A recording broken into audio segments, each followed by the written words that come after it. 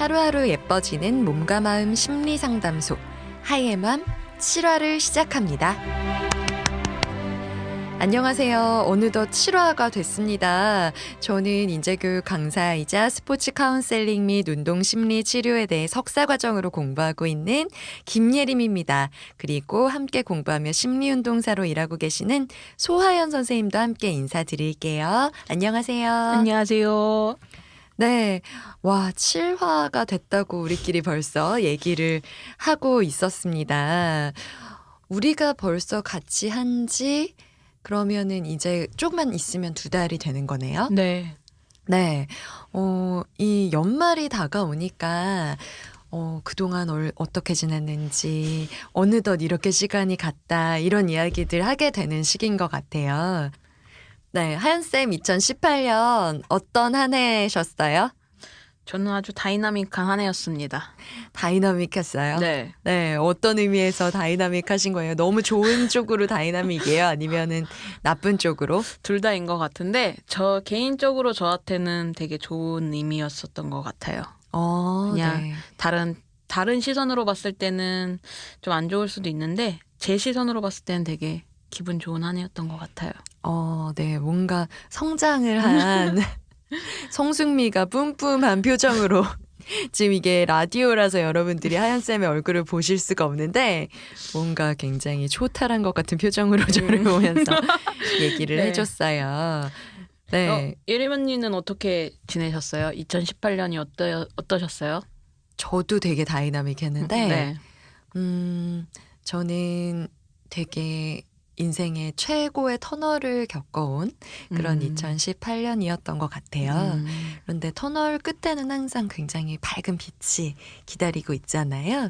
그래서 이 2018년 말을 생각해 보면 조금씩 빛을 보고 있는 시기인 것 같고 이제 조금만 더 걸어가면 밝은 양지로 나갈 수 있겠구나라고 생각하게 되는 한 해의 마무리 시점인 것 같아요. 오. 이 크리스마스를 많이 새롭게 받아들이시는 그런 스타일이세요? 어떠세요? 저는 항상 똑같이 지내요. 아, 감흥이 별로 없어요? 네. 야, 크리스마스구나. 음. 눈이 왔으면 좋겠네. 막 이런 거. 그렇구나. 근데 그냥 똑같이 지내는 것 같아요. 저는 이맘때쯤에 약간 한 해가 가는구나도 있지만 그때쯤에 항상 크리스마스가 있고 새해 바로 전날이 있고 그렇잖아요. 네. 그래서 뭔가 특별하게 보내고 싶다는 욕심이 막 생겨가지고 네. 마지막 날엔 기분 좋게 보내야지 막 이러고 요즘 시즌에는 운전할 때도 캐롤을 막 틀어놓고 일부러 네, 그리고 크리스마스 때는 케이크를 뭘 사지? 막 오. 네, 혼자 좀 들뜨는 그런 스타일이거든요. 케이크를 자르세요? 그러면 크리스마스 날에? 찌끄만 거. 아, 찌그만 거? 네. 큰 거 그렇구나. 자르면 다 먹어야 되니까. 먹는 건 어렵지 않은데 먹은 후가 어려우니까. 먹는 거 힘들죠, 참. 네. 그렇게 해서 이제 우리 설레는 연말을 좀 맞이하고 있습니다. 네. 여러분들께서도 뭐 어느샌가부터 감흥이 없어졌다는 얘기들 많이 하시거든요. 주변에서도. 근데 이 감흥이라는 것도 내 마음에 달려 있는 것 같아요. 그런 것 같아요. 네. 그래서 우리가 기분 좋은 연말을 맞이하겠다라고 생각하면 기분 좋게 맞이할 수 있는 것 같고, 주변에서 왜 이렇게 이 특별한 분위기가 안 만들어지지라고 생각을 하실 필요가 전혀 없으실 것 같아서, 네. 네, 여러분들, 우리 로고송도 이 7화는 네, 캐럴로 준비를 하려고 해요. 오. 네, 그래서 저희가 항상 녹음을 하고 편집을 하기 때문에 네. 이 로고를 아직 맡기지 않은 상태였는데 이번 7화는 캐롤로 네, 오프닝을 좀 준비를 해보도록 하겠습니다. 저희가 이게 방송이 나갈 때가 딱 크리스마스 시즌이죠? 네, 그렇죠. 네, 그래서 뭔가 기분 좋게 내가 내 마음을 이렇게 만들기로 결심한다라고 하면 우리는 기분 좋아질 수 있으니까 우리의 선택 여하에 달려 있는 거니까 네. 네, 여러분들께서도 연말에 너무 힘든 한 해였어 혹은 어떻게 벌써 한 해가 지나가네 또 한 살 먹네라는 생각보다는 우리는 항상 어제보다 나은 나이기만 하면 되는 거니까 네, 그리고 어제보다 나은 나의 기준은 또 내가 정하는 거니까 기분 좋게 연말을 보내실 수 있으셨으면 좋겠습니다. 네. 네. 이번 7화는 지난 화에 이어서 우리가 약간 불안한 심리를 조금 더 많이 다뤄보기로 했었어요. 네. 네, 기분 좋았으면 좋겠다 하고 불안이라는 심리를 네. 다루게 됐네요. 네. 불안이라는 심리에 대해서 아마 한국 사람들은 자유로운 사람이 없을 것 같아요. 그죠? 맞아요. 그리고 네. 불안이라는 거를 잘 인지를 하지 않으려고 하는 것 같아요. 저도 그랬고. 이 연말쯤 되면 특히나 불안해지지 않나요? 어떤 면에서요? 한 살을 또 먹는데 나는 아. 작년보다 더 나아진 게 있었나. 나이만 괜히 한 살 더 먹어버리는 건 아닐까. 저는 그런 거요. 이렇게 또 살을 빼지 않은 채 1년이 지나가는구나. 내년에는 살을 좀 빼볼까? 하고 또 연초엔 또 먹고 있죠. 신년이니까. 그쵸. 네. 연말에도 먹을 일이 네. 얼마나 많이 생겨요. 맞아요. 네, 오늘도 연말 모임 가시잖아요. 네, 맞아요. 맛있게 먹어야죠. 그니까. 근데 매일매일 뭐 다이어트는 내일부터 항상 맛있게 먹으면 0칼로리. 라고 믿고 싶겠죠? 네, 맞아요. 네. 뭐 그런 것들, 뭐, 그 불안감이랑은 조금 다른 생각일 수 있겠네요. 후회? 뭐 이런 거일 수 있겠네요. 네. 네. 네. 불안이라는 거는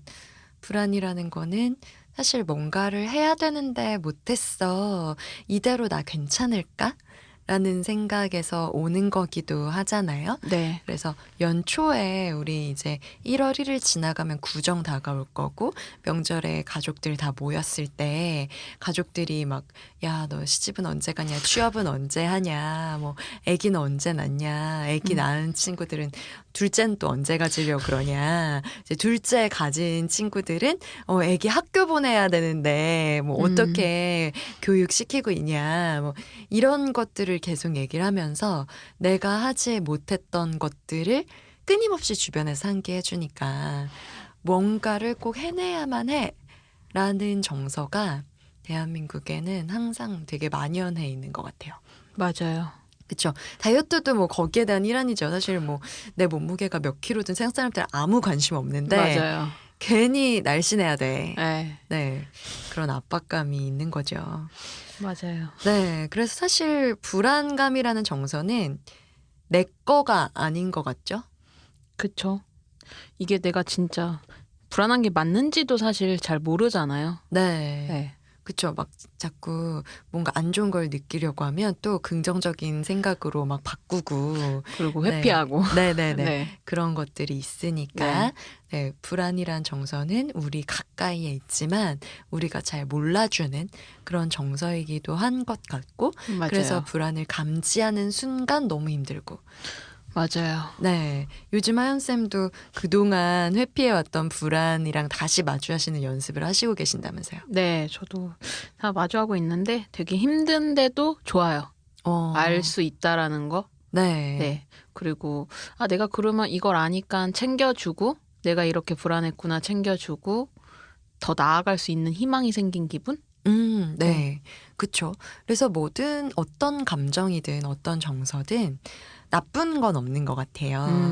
네. 그냥 감정이나 정서는 있는 그대로 존재하고 필요하기 때문에 올라오는 건데 우리가 후천적으로 배워왔던 어떤 정서는 좋은 정서다, 필요한 정서다, 어떤 정서는 부정적인 정서다, 나쁜 정서다라고 우리가 배웠기 때문에 억누르고 맞아. 혹은 참고 누구에게 풀어놓지 못했던 것들을 한 번쯤은 마주할 수 있으면 오히려 희망이 또 생길 수 있는 그런 계기를 얻게 되는 것 같습니다. 네. 그래서 오늘은 사연으로 또 불안에 대한 얘기를 좀 더 자세히 해볼 수 있을 것 같아요. 지난주에 사연을 보내주셨던 분은 회사를 그만두고 공무원 시험을 보려는 그런 준비를 하면서 좀 불안해 하셨었어요. 그리고 우리가 프로이트의 불안이라는 정서를 가지고 그 불안에 대해서 조목조목 짚어봤고 네. 오늘은 지난주에 불안이 뭔지에 대해서 알아봤기 때문에 네. 오늘은 불안을 어떻게 발견할 수 있는지 그리고 불안을 알아줘야 되는 이유는 뭔지에 네. 대한 얘기를 또 다른 분의 사연으로 네, 가지고 와서 말씀을 드리려고 합니다. 이게 네. 저희가 사실 2주 연속으로 불안에 대한 얘기를 하면서 연말에 너무 우리 청취자 여러분들께 다운 에너지를 드리는 건 아닐까라는 걱정을 좀 하긴 했었는데 맞아요. 그럼에도 불구하고 이 불안을 한 번 더 다루는 게 의미가 있을 거라는 생각이 들었어요. 왜냐하면 새해를 시작하면서 또 막 긍정 뿜뿜 밝은 에너지 드리고 싶은데 그때 불안을 한 번 더 얘기하기보다는 이 해의 끝을 잡고 네, 이 불안 정서를 한번 더 얘기를 해 나가면서 맞아요. 2018년을 보내면서 내 불안이랑 건강하게 만나고 불안아 반가워. 너 그래서 불안했구나. 그랬구나. 라고 내가 나 스스로 챙겨줄 수 있는 그런 시간을 가지시는 게 좀 더 좋지 않을까.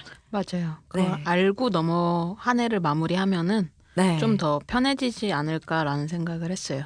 네, 그래서 그런 우리 모두가 다 편해지자는 네. 취지로 사연을 좀 공유를 하려고 해요. 네.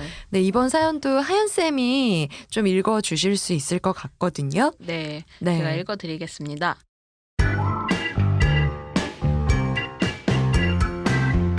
안녕하세요, 하예마 언니들. 매주 방송을 들으며 조금 거리가 먼 것처럼 느껴졌던 운동선수들의 경험들이 외려 힘이 되는 것 같아서 힐링도 받고 언니들의 이야기로 힘도 내고 있는 애독 청취자 이땡땡입니다. 애독 청취자라고 하셨어요. 네, 감사합니다. 아주 감사합니다. 오늘은 혼자 고민하던 이야기를 털어놓고 싶어서 언니들께 사연을 보내요. 저는 회사를 다니고 있는데요. 회사에 처음 입사했을 때에는 이 회사에 뼈를 묻겠다라는 마음으로 엄청난 열정과 동기를 붓고 또 그에 따른 성과도 따라와서 제 딴엔 제 효능감이 올랐다고 생각했는데 어느 순간 저의 노력을 알아주는 사람이 없는 것 같고 회사에서는 잘해내면 잘한 것이 당연한 것처럼 대해져요. 제가 효능감을 느끼려고 열심히 한 게 아니라 남들의 인정을 받기 위해서 열심히 했었나 봐요. 그런데 회사에서는 열심히 하고 잘할수록 내가 잘하니까 네가 하면 좋겠다라는 식으로 제게 일을 떠넘기고 혹은 동료들의 질투 같은 시선도 느껴져요. 그렇다 보니 어느 순간부터 일만이 아닌 인간관계로도 저는 피로감을 느끼게 되는 것 같아요. 제 스스로가 의지할 곳이 필요한 것 같은데 그런 상대는 어디에도 없는 것 같고 괜히 내 노력이 회사에 소비된 것만 같아 엄청난 피해의식도 받게 되다가 회사가 나를 잡아줬으면 좋겠다는 생각, 조금만 날 알아주면 좋지 않을까라는 생각 등의 여러 가지 생각이 들어요.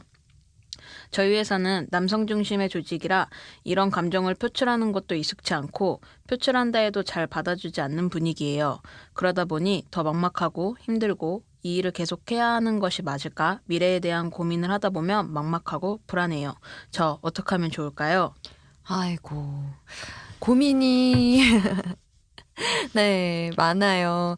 우리 이땡땡님 저 사연 들으면서 계속 이땡땡님이 참 외롭겠다라는 마음이 들었어요. 네. 그래서 우리가 이 사연을 가지고 얘기하기 전에 목소리로라도 네. 우리 이땡땡님 한번 꼭 안아드리고 시작하고 싶어요. 네. 이땡땡님 토닥토닥. 토닥토닥. 네. 어떤 열정을 회사에 입사하면서 크게 받는 거는 사회초년생은 누구나 다 비슷할 것 같아요. 그렇죠. 면접 볼 때도 엄청 노력하고 간 회사들이면 더더욱 그럴 것 같아요. 그쵸. 시작할 때 막 진짜 이 회사에 뼈를 묻겠습니다. 저도 맨 첫 직장 다닐 때 막 선배들이 잘하는데 이거 진짜 잘했다고 설명해주면 제 뼈는 어디 묻으면 될까요? 이러면서 다녔던 기억이 능글능글 하셨네요. 네, 전 좀 그랬어요. 네, 여기다가 묻으면 될까요? 이러면서 네, 그랬었는데 이게 회사 일이라는 게 참 저도 비슷한 경험을 했던 것 같은 게 잘하면 이거 네가 잘하니까 네가 하면 되겠다. 맞아요. 그쵸. 그래서 잘하면 잘할수록 뭔가 인정받는 게 아니라 잘하면 잘할수록 일이 많아지는. 맞아요. 그러고 뭔가 일이 쌓여 있고 네. 클리어하듯이 미션 클리어하듯이 그니까요. 쫓기고. 네. 그래서 이게 기대 관리가 되게 중요해요. 주변에서 인정받고 싶어서 네. 내가 일단은 주변의 기대를 되게 높이는 작업을 하거든요. 그러니까는 사실 회사에서는 이 신입사원에 대해서 별로 기대감이 없는데 내가 뭔가를 잘 해내면 잘 해낼수록 잘하네? 잘하네? 하면서 주변 기대가 막 올라가잖아요. 네. 그러다가 어느 순간에는 내 능력치보다 기대가 더 높아진 것 같은 느낌이 들 시점이 오죠. 맞아요. 그러면 번아웃 되는 거예요. 이렇게 이땡땡님처럼. 음. 네. 그러다 보니까 나는 되게 열심히 했는데 누굴 위해서 열심히 했던가. 그게 너무 당연한 생각의 수순이지 않겠습니까? 맞아요. 네. 결국은 날 위해서 한 건데 뭔가 남의 인정을 받기 위한 거로 그 초점이 맞춰지는 것 같아요. 그러니까 날 위해서인데 내가 원하는 게 인정인 거예요. 맞아요. 그게 나 스스로 나를 인정해주면 좋은데 네. 다른 사람이 나를 인정했다라는 제스처를 내가 보고 확인하고 싶은 거예요. 그런 것 같아요. 네. 그러니까 일을 하는 건 난데 거기에 대한 결과를 항상 다른 사람에게 기대하다 보니까 네. 남이 그거를 항상 해줄 수는 없잖아요. 내 맞아요. 의지로. 그러면은 어느 순간부터 저 잘했는데 왜 잘했다 소리 안 해주세요? 네. 그렇게 해서 옆구리 찔러서 절반을 넣으면 되게 찝찝하잖아요. 엄청 찝찝하죠. 네. 그러니까 뭔가 내가 한 거에 대한 결과를 내가 스스로 볼 수 있는 그런 장치가 없으면 이렇게 고갈감이 오거든요. 맞아요. 네. 근데 이게 그러니까 내가 잘했다, 잘했는지 못했는지에 대한 기준을 이렇게 바깥에 놓다 보니까 바깥에서 리액션이 없으면 불안해지는 거예요. 그쵸. 네. 게다가 바깥에서의 리액션으로 살아온 분이라면 어떤 사람이든 그러면 더욱 장치가 없어지는 것 같아요. 이렇게 불안해지는 것 같아요. 네네. 그러니까는 내가 나를 보면서 오늘 잘했다. 아이고 애썼네. 이런 시간이 없이 그냥 다른 사람이 잘했다라는 피드백만 바라보면서 일을 하게 되면 이렇게 다른 사람이 어느 순간에 잘했다라는 피드백을 안 주게 되는 시점에서부터 맞아요. 네, 좀 나 잘한 거 맞아? 이런 생각이 맞아요. 들면서 근데 사실은 회사에서 잘 못해도 월급이 나오거든요. 그쵸. 그래서 월급 누팡이라는 게 단어가 생기죠. 네, 근데 그게 진짜 성실하고 열심히 하고 싶고 뭔가 조금 자기 자신에 대한 욕심이 있으신 분들이 또 이런 성과 지향적인 목표 지향적인 퍼포먼스를 내는 거기 때문에 이런 불안감을 갖고 있다라는 것 자체가 잘하려고 하고 있다라는 거 그리고 틀리지 않았다.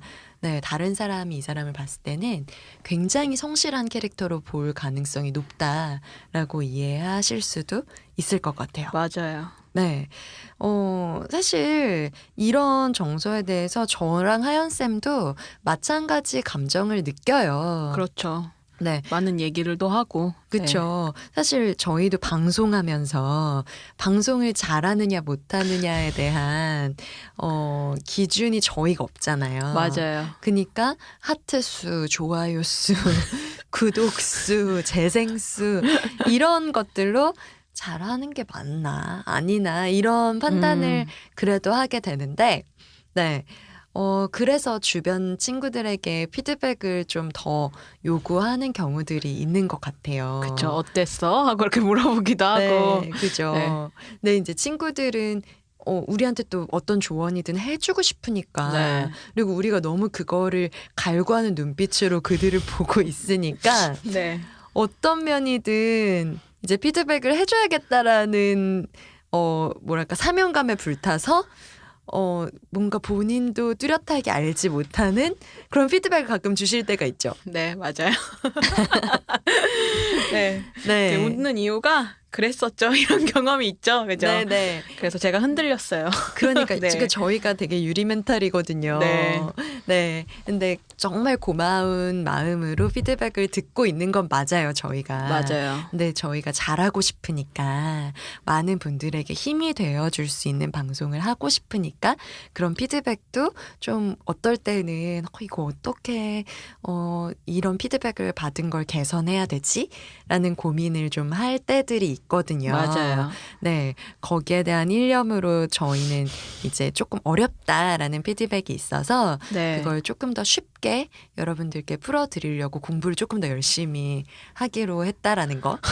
맞아요. 네네. 그거에 대해서 여러분께서 잘 이해해 주시고 지금은 다소 저희도 약간 정제되지 않은 방송을 할 수도 있겠지만 그래도 노력하고 있는 과정이니까 들으시면서 이거에 대해서는 조금 더 궁금하고 조금 더 자세히 알고 싶은데 라는 생각이 있으면 메일을 보내주세요. 맞아요. 매일. 네, 예. 그래서 메일을 보내주시면 저희가 또 너무 반가운 마음으로 더 재밌는 사례와 예시를 가지고 풀어서 같이 얘기를 나눠볼 수 있으니까 네, 맞아요. 네, 저희도 더 쉽게 더 살에 닿는 그리고 더 공감할 수 있는 내용들을 좀 구성하기 위한 노력을 해볼 테니까 여러분들께서도 이제 그런 내용을 같이 소통하면서 1인 방송의 묘미가 이런 것 아니겠습니까? 그렇죠. 네네. 좀 같이 얘기를 좀 나눌 수 있으면 좋을 것 같아요. 맞아요. 네, 그래서 지금 이땡땡님 얘기에서 다시 저희 얘기로 넘어오긴 했는데, 이땡땡님께 공감을 되게 드리고 싶어서 저희도 불안을 갖고 있다는 얘기를 하고 있는 거고요. 네.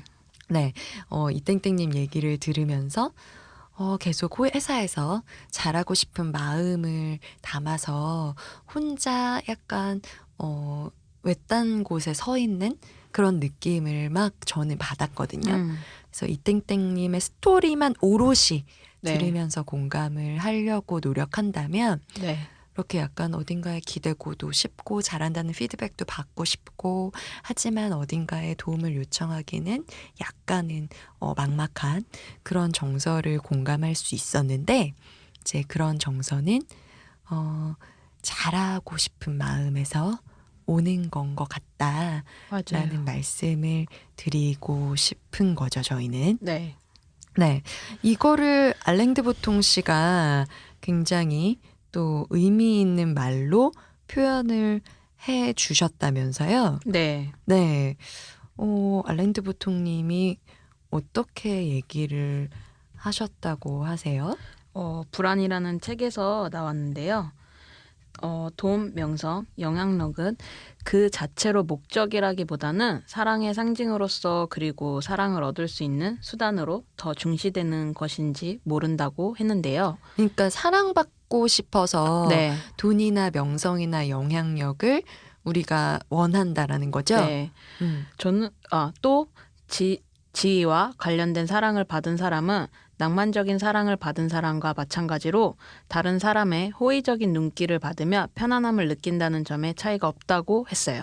네, 그렇죠. 그러니까는 사실은 권위적인 사람이 네. 뭔가 자기의 명성을 혹은 지위를 인정받았다 했을 때 본인이 보이는 리액션이 충만한 사랑을 받은 사람의 리액션과 같다라는 거잖아요. 그렇죠. 네, 그러니까는 모든 것들이 사실은 사랑으로 해석되는 네. 여러 가지 측면들인 거고 네. 본질은 사랑인 거네요. 그렇죠. 네, 그러니까는 회사에서 일을 잘했다라고 피드백을 받는 것도 사랑받고 싶은 거고, 그렇죠. 네, 월급이 올라갔다라는 것도 너 여기 있어도 괜찮아라는 일종의 인정. 네. 근데 그 인정은 사랑의 하나의 종류일 수 있는 거고요. 네. 그리고 뭔가를 잘 해냈을 때 돈을 주는 것도 사실은 우리가 사랑이라는 거를 어떤 방식으로 표현할까에 대해서 비즈니스라는 환경 안에서의 사랑은 돈이 되는 거고요. 그렇죠. 네, 그러니까는 사실 본질은 사랑이라는 거네요. 그렇죠. 네, 알랭드 보통이 사랑꾼이군요. 근데 알랭드 보통 책 이 불안이라는 책을 언니가 추천해 주셨잖아요. 네. 저도 이걸 보면서 본질은 사랑이구나. 근데 이게 사랑과 플러스 인정, 그 인정이 사랑에도 포함이 되는 거구나라고 사실 저는 이 책을 보면서 조금 느꼈거든요. 그랬구나. 네. 네, 저도 그랬어요. 그래서 책 표지는 불안인데 네. 다 읽고 나니까 사랑에 대한 책을 읽은 것 같은 느낌이 네. 들더라고요. 이게 맞아요. 그리고 저희가 또 요즘 그래서 저는 사랑에 꽂혀 있는데 하연쌤이 제가 지난주에 주말이었죠. 네.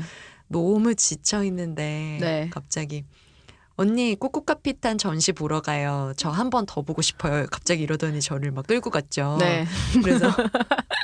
그래서 저를 이끌고 이제 그 전시 대림미술관에서 네. 그 전시 이제 끝났어요. 아니요, 지금 하고 있어요. 하고 있죠. 네. 예. 청취자님들 이 얘기를 듣고 나서 대림미술관에 바로 뛰어가세요. 네, 이 전시에서도 코코카피탄이라는 사진 작가인데 네. 예술가예요. 그래서 이분이 사진과 그리고 자기의 손글씨 이런 것들로 본인이 인생에 가지고 생각하는 7가지인가요? 6가지인가요? 토픽에 관한 네. 사진들을 나눠서 전시를 좀 했었는데 그 중간중간에 의미 있는 문구들이 많아서 저희가 매일매일 우리 그 명언 올리는 그 SNS, 페이스북이랑 인스타그램, 트위터에 그 코코카피탄에서 봤던 문구들도 정리해서 올리고 있잖아요. 네. 그 중에서도 저는 특히 기억에 남았던 작품이 We just wanted to be loved 라고 쓰여져 있었던 문구였거든요. 네. 그러니까 이 말도 사실은 우리는 단지 사랑받고 싶었을 뿐이야 맞아요. 라는 뜻이잖아요. 네. 그러니까는 삶과 죽음 사이에 일어나는 모든 우울이라든지 기쁨이라든지 행복이라든지 그 감정의 굴곡진 흐름을 타고 올라오는 모든 정서들이 사랑을 받고 싶어서 일어나는 정서구나 라는 맞아요. 생각을 하게 한 그런 전시였거든요. 근데 굉장히 감각적이고 결론은 사랑이라고 말씀을 드리고 있지만 가서 직접 눈으로 보셔야 느낄 수 있는 울림들이 굉장히 큽니다. 맞아요. 네, 그래서 저도 전시를 볼 때 그냥 지나가는 전시도 많고 진짜 울림이 있는 전시라고 느껴지는 그런 전시들도 많은데 이 코코카피타는 저는 개인적으로는 거의 인생의 5번째로 꼽을 수 있을 만한 5손가락 안에 들 만한 전시로 꼽히는 것 같아요. 네. 아, 그래요? 5번째 안에 손가락 안에요? 네네네. 오, 그렇구나. 네, 그래서 여러분들께 꼭 추천을 드리고 싶습니다. 네. 이 무언가 잘하고 싶고 잘 살고 싶고 사랑받고 싶은 마음은 굳이 뭐 코코카피탄 그리고 알랭드 보통의 책뿐만 아니라 최근에 되게 유행했던 영화로도 저는 엿봤던 것 같아요. 네.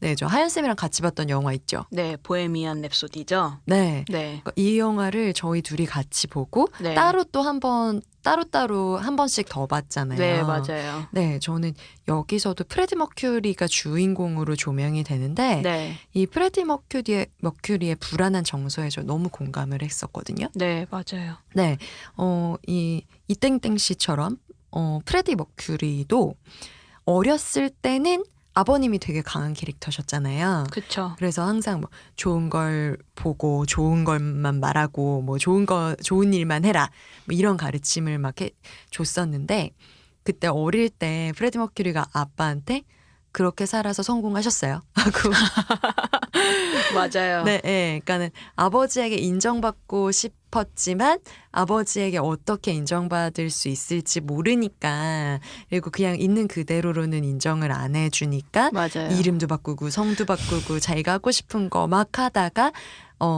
나중에는 아버지에게 아버지 하시라는 대로 했어요라고 얘기를 하는데 네. 그 어렸을 때 인정받고 싶었던 욕구가 연인을 향한 네. 일종의 되게 지고지순한 사랑으로 네. 혹은 그 사랑이 되게 충만했음에도 불구하고 좀 부족함을 느꼈었지 않았나라고 저는 생각을 했었거든요. 맞아요. 그러다 보니까 가까이 있는 자기의 뭐 모든 스케줄을 꿰고 있는 네. 그런 매니저에게 그 사랑이 옮겨가고 맞아요. 사실 그 매니저는 프레디 머큐리를 이용해서 돈을 벌고 싶었던 수단이었기 였는데, 때문에 네, 이 사람을 이용했었던 건데 또 공감해주는 척을 했죠, 사실. 그쵸. 네. 네, 그래서 프레디 머큐리는 그 사람이 요구하는 거를 해내기 위해서 해로운 뭐 맞아요. 마약을 하기도 하고 밤새 술잔치에 뭐 안 좋은 친구들의 네. 네, 그런 안 좋은 환경에 빠져 있으면서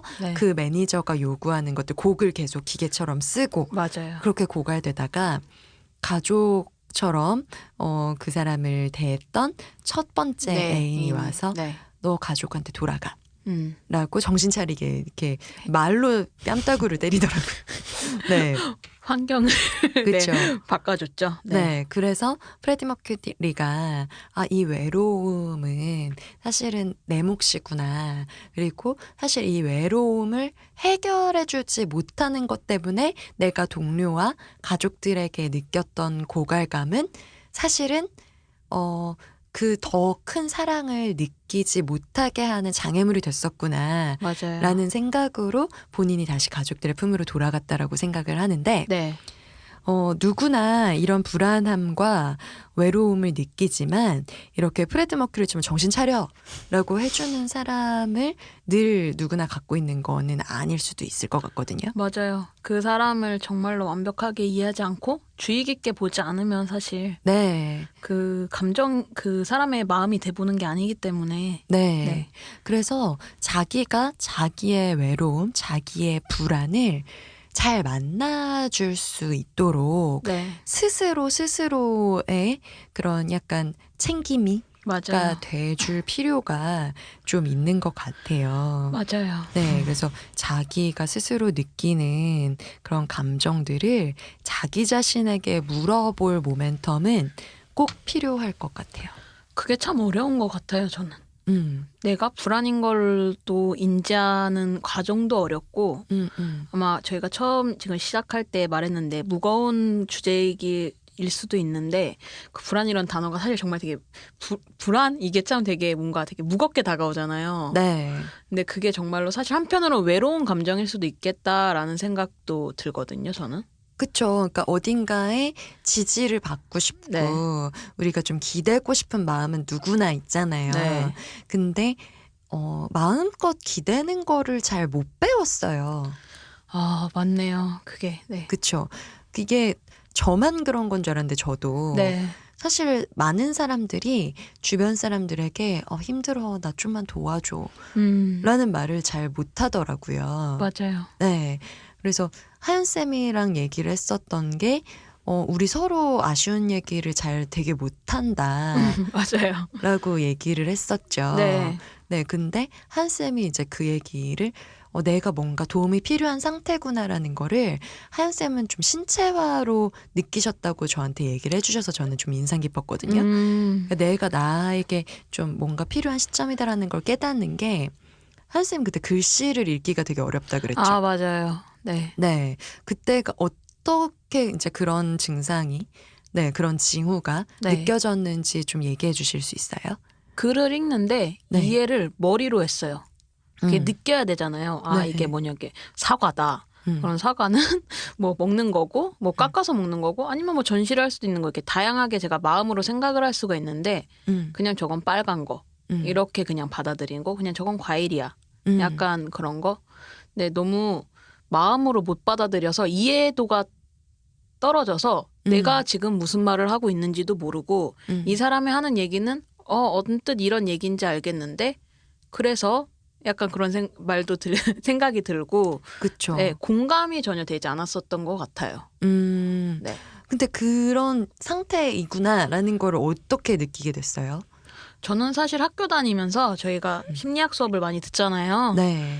그때 많이 느꼈어요. 마음 챙김을 하면서 네, 어느 순간 문득 되더라고요. 헉, 내가 이래서 이런 거구나. 그리고 사실 불안이라는 것도 저도 저희가 라디오를 준비하면서 네. 저는 불안이란 감정을 상당히 회피하고 싶었어요.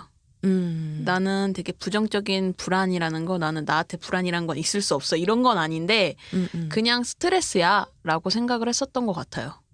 그쵸. 불안한 게 아니라 그러면서 이 정도 스트레스는 누구나 네. 받지. 네, 그렇게 네. 생각을 해서 이 불안이라는 게 참 되게 어렵고도 그냥 내가 알아주기만 하면 되는 건데 조금 그랬었던 것 같아요. 그쵸. 이렇게 내가 어떤 상태구나를 알아채는 네, 계기들이 좀 있을 거예요. 맞아요. 근데 저절로 이렇게 한쌤처럼 찾아오는 경우도 있지만 네, 네, 마음챙김을 하면서 그랬구나 하는 경우도 있지만 대체로 잘 모르고 지나가 왔거든요. 그렇죠. 네. 그래서 우리가 이 방송을 들으시는 여러분들도 그렇고요.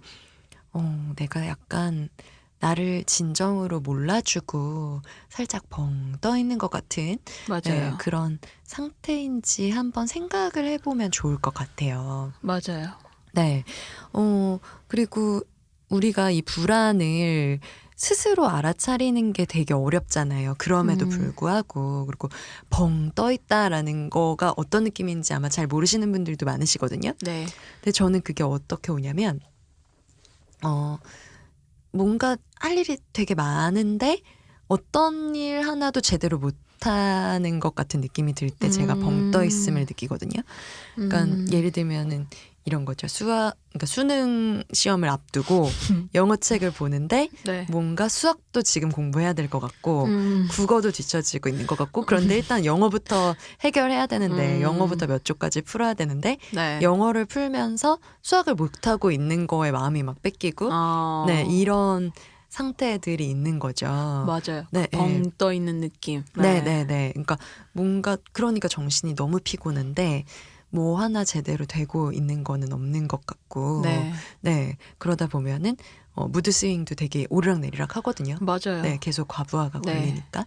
그러니까는 그런 연말엔 또 못 끝냈던 혹은 못 이뤘던 것들이 갑자기 확 밀려오는 것 같아서 회사 업무적으로도 그 정산해야 네. 되는 시기니까 맞아요. 뭔가 쓰나미처럼 12월, 1월은 다 그렇죠. 맞아요. 그렇게 몰려오고 내 개인적으로도 정리해야 될 것들이 좀 많이 생겨서 그렇게 벙 떠 있을 수 있다라는 거죠. 네.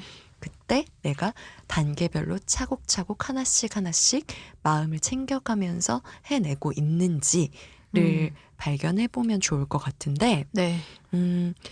그럼에도 불구하고 이런 내용들이 좀 어려워서 운동선수들은 이 불안이라는 걸 어떻게 알아차리고 있는지 네.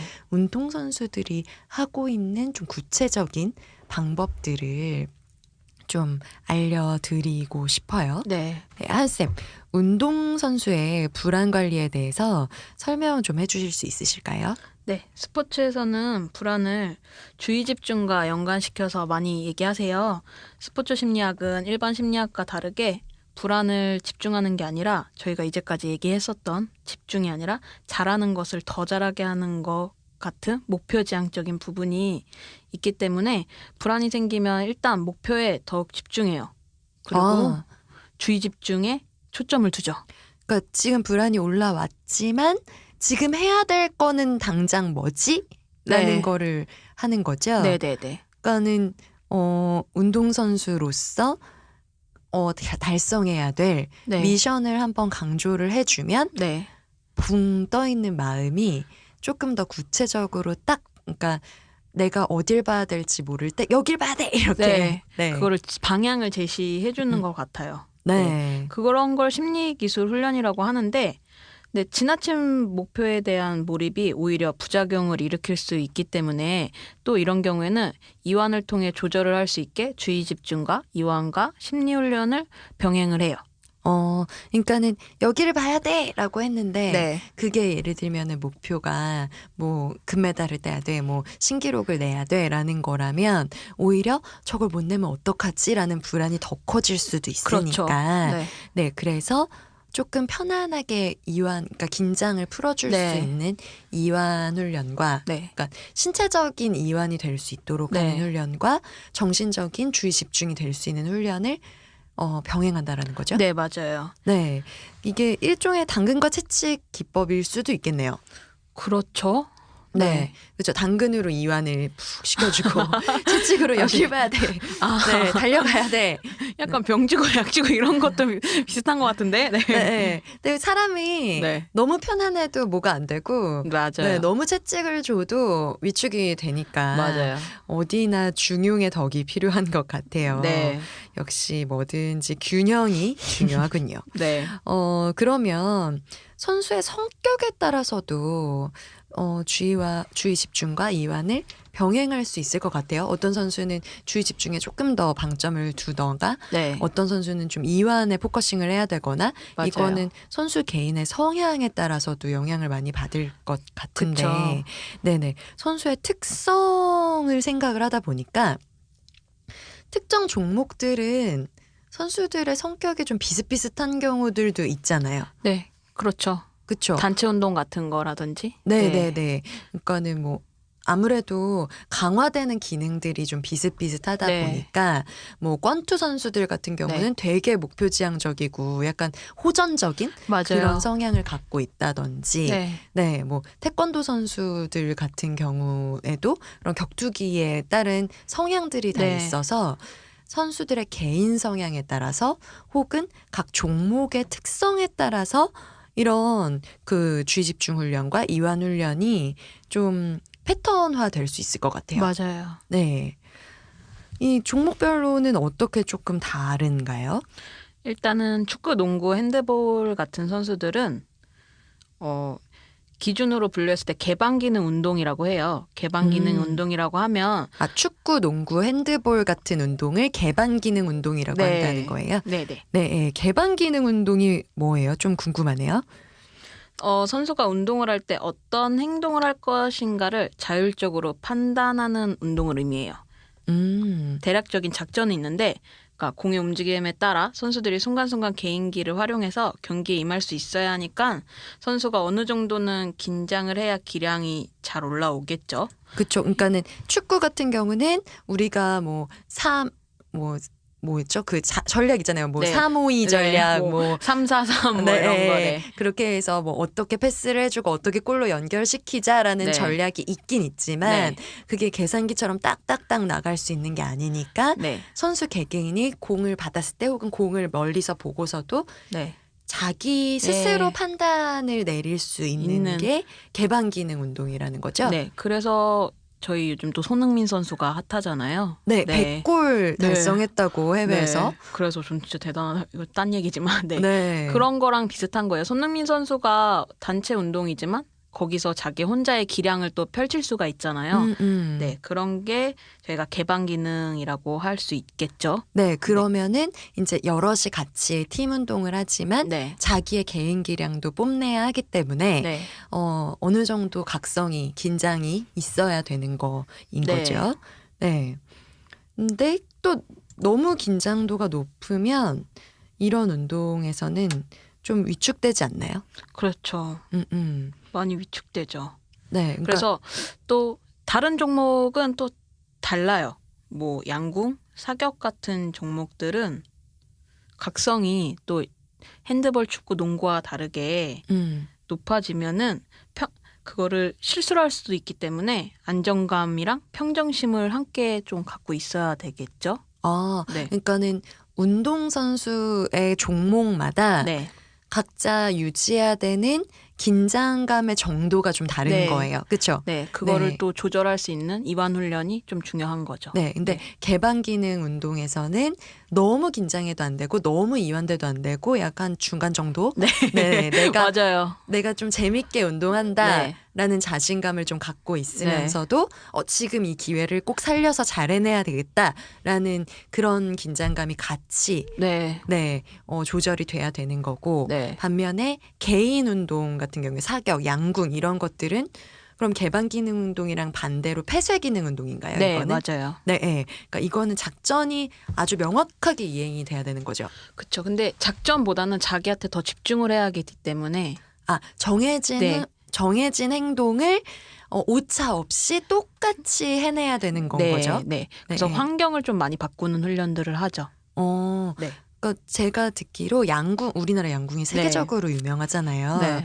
그래서 양궁 선수들은 환경의 영향을 받지 않는, 그러니까 너무 각성이 돼도 주변 환경의 자극에 예민하게 반응한다는 거거든요. 네, 맞아요. 그래서 오히려 각성도를 조금 떨어뜨리고 네. 본인이 본인의 흐름에 맞춰서 기량을 뽐내려면 아주 시끄러운 곳에 간다든지, 네, 뭐 아주 막 무서운 그런 담력 훈련을 한다든지, 네. 뭐 그런 것들을 훈련으로 많이 한다고 들었어요. 맞아요. 그래서 박세리 선수가 공동묘지 가서 골프 네. 스윙 연습한 것도 일화가 되게 유명하잖아요. 아, 골프도 그러네요. 네, 맞아요. 네. 그러니까 골프도 약간 폐쇄 네. 기능 네. 운동이에요. 네.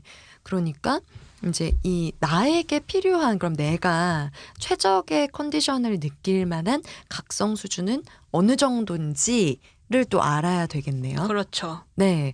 그러니까는 누구나 최상의 퍼포먼스를 내는 각성 수준은 좀 다른 건데, 그쵸? 네. 네. 사람마다 또 다르겠네요, 그러면. 그쵸.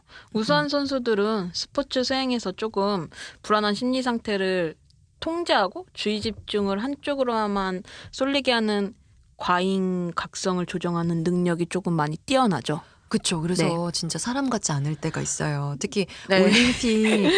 맞아요.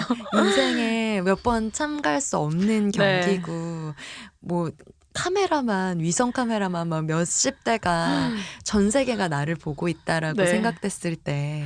진짜 주의 집중 능력이 엄청 뛰어난 거죠. 그쵸. 그러니까 네. 자기의 각성도를 조절하는 네. 능력이, 그거에 다 신경을 꺼야 네. 평정심을 유지할 수 있는 거잖아요. 네. 정말로 대단한 것 같아요, 저는. 네, 거의 뭐 초인의 수준인 거죠.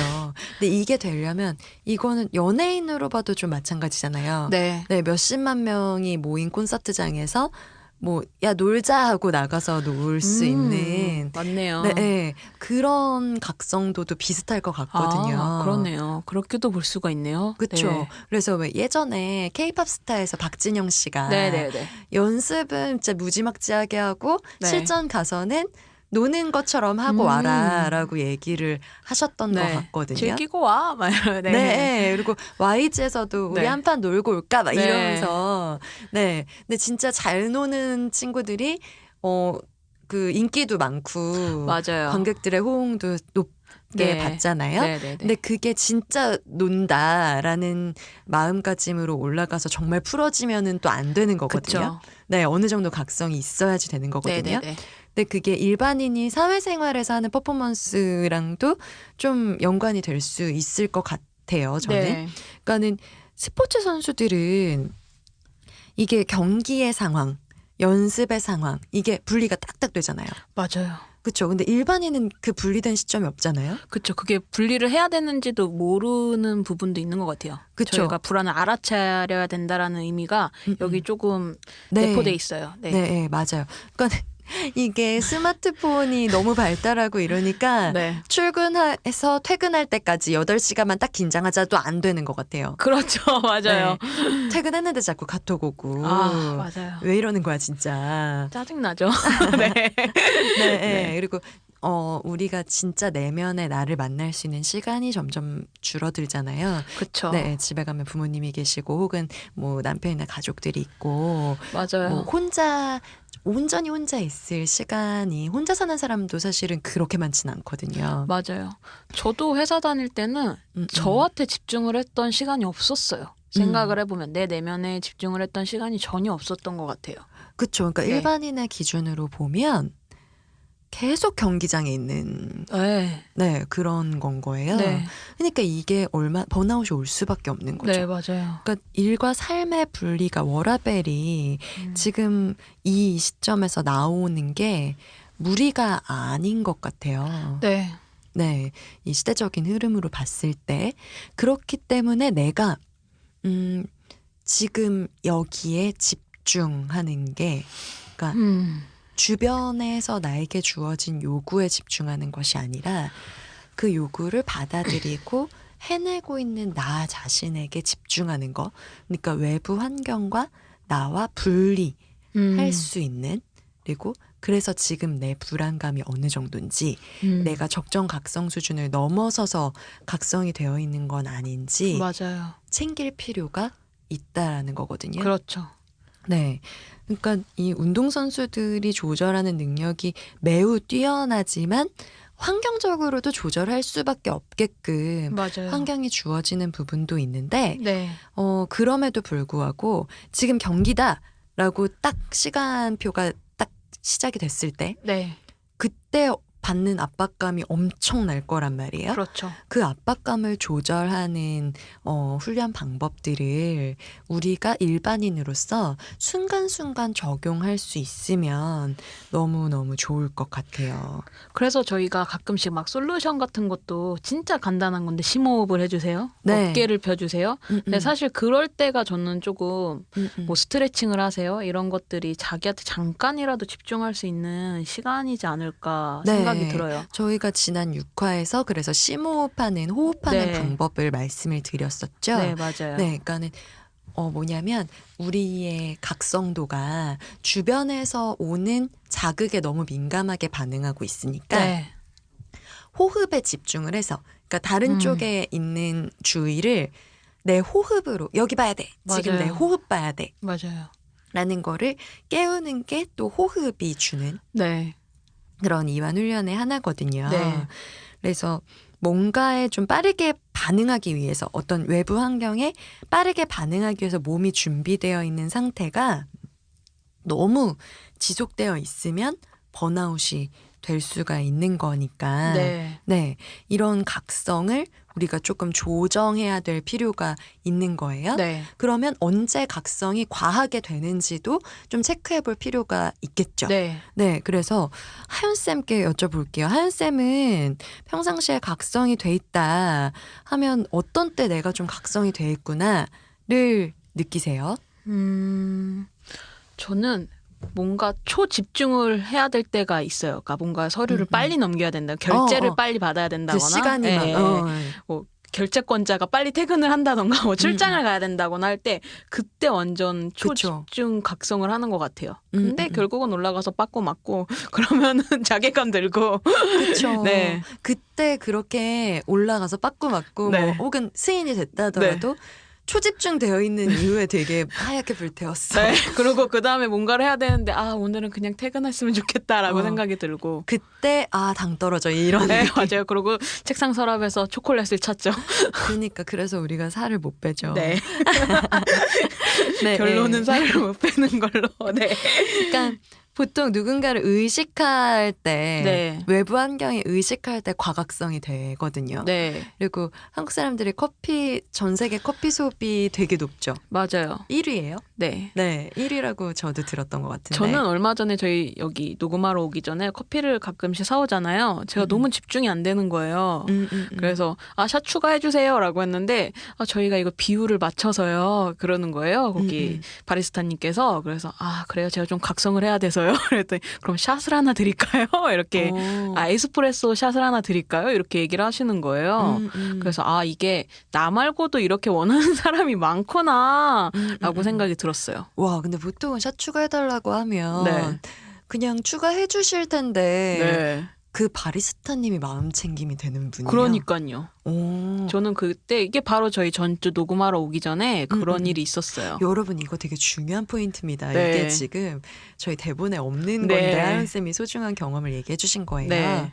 그러니까는 그 바리스타님도 고객의 요구에 과각성이 되어 있으면 네. 나는 커피를 이렇게 만들고 싶은데 네. 저 요구를 들어줘야 돼 때문에 각성이 하이하게 올라가 있을 수 있어요. 맞아요. 근데 내가 뭘 하고 싶어, 나는 어떤 커피를 제공하고 싶어에 자기 스스로 집중이 딱 되어 다 돼 있는 있으면 거죠. 주변이 아무리 나를 흔들어도 나는 좋은 맛의 커피, 내가 수많은 시간 동안 연구해서 맞아요. 만들어낸 이 커피 맛을 전달하면서도 네. 고객의 요구를 들어줄 수 있는 네. 대안을 제시할 수 있게 되는 거예요. 맞아요. 네. 그게 정말로 중요 포인트인 것 같아요. 그렇죠. 자기를 집중해서. 그런데 계속 요구만 들어줘야 돼, 내가 저거를 해줘야 돼라고 생각하면 내 생각과 가치관과 계속 부딪히는 상황이 네. 발생하니까 네, 맞아요. 딸려가면서도 딸려가는 것 때문에 힘들단 말이에요. 네, 맞아요. 그리고 설사 고객이 아니요, 저는 그냥 샷 추가해주세요. 저 에스프레소 샷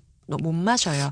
라고 얘기했을 때도 내가 마음을 충분히 챙긴 다음에 내가 줄 수 있는 카드를 주고 나서 그 요구를 들어주는 거니까 스트레스 좀 덜 할 수 있거든요. 맞아요. 근데 그냥 내가 무차별 폭격을 맞으면서 그걸 해주면 맞아요. 그 스트레스는 정말 감당하기가 어려워져요. 어렵죠. 네. 그리고 그게 내 기준에 부합하는 행동이 아니니까 그걸 하고 나서도 이게 잘한 거야? 아니야? 라는 거에 막 흔들리다 보면 맞아요. 불안해지는 거죠. 엄청 불안해지죠. 그 바리스타님 팬 할래요. 네. 저도 문득 생각이 났어요. 지금 저희가 각성 얘기를 하고 주의 집중 얘기를 하다 보니까 그러니까. 네, 정말로 제대로 마음 챙김이 되신 분이구나라고 네. 네, 진짜 문득 생각이 났네요. 네. 문득 생각이 난 게 너무 적절했어요. 네. 역시 하연쌤은 전 가끔 느끼거든요. 얘는 천재가 아닐까. 아니에요. 네. 네. 그래서 그 바리스타님에 대한 얘기를 또 했었죠. 네. 네. 이 불안을 알아준다라는 거는 어떻게 보면은 내가 붕 떠 있구나를 느끼는 거. 네. 네. 요게 불안을 알아주는 것의 핵심일 수 있을 것 같고요. 맞아요. 붕 떠 있다라는 느낌 이외에도 이게 맞는 거야, 잘하고 있는 거야, 어떤 거야 라는 내적 갈등이 네. 올라온다거나 오늘 너무 허하다, 나 좀 사랑이 고프다 네. 라는 느낌을 받을 때도 내가 지금 불안을 느끼고 있다 맞아요. 라는 신호일 것 같아요. 네. 그래서 내가 누군가가 필요해라고 생각하는 것도 네. 불안의 신호죠. 네. 네. 그래서 그럴 때 사실 누군가가 필요해라는 거는 많은 사람들이 느끼지만 맞아요. 그 누군가에게 기대는 내 모습조차 나 스스로 허용을 못하는 그런 경우들이 너무 많잖아요. 네, 그게 참 안타깝죠. 그럴 때 메일을 보내주세요, 여러분. 그렇죠. 네, 저희 네. 메일 주소를 이따 말씀드릴게요. 네네. 그러니까 왜 저희가 메일을 많이 받고 싶어요.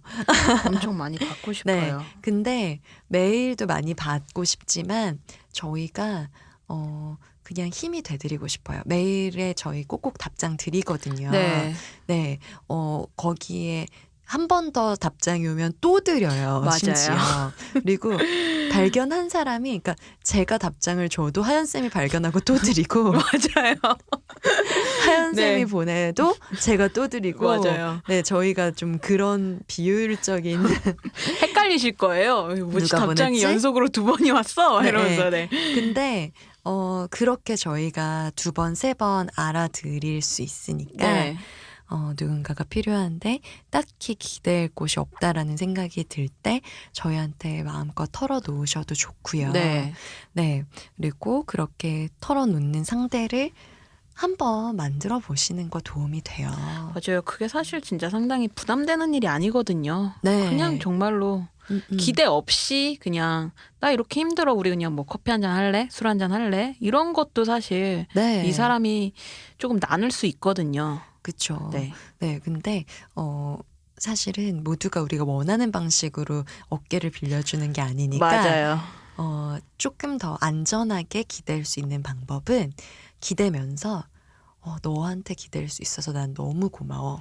그러니까 기대는 사람이 좀 받쳐줄 준비를 할 수 있게 맞아요. 나 오늘 너한테 전화하면서 네가 있어 참 고맙다는 생각을 했다. 오늘 나 너무 허했어.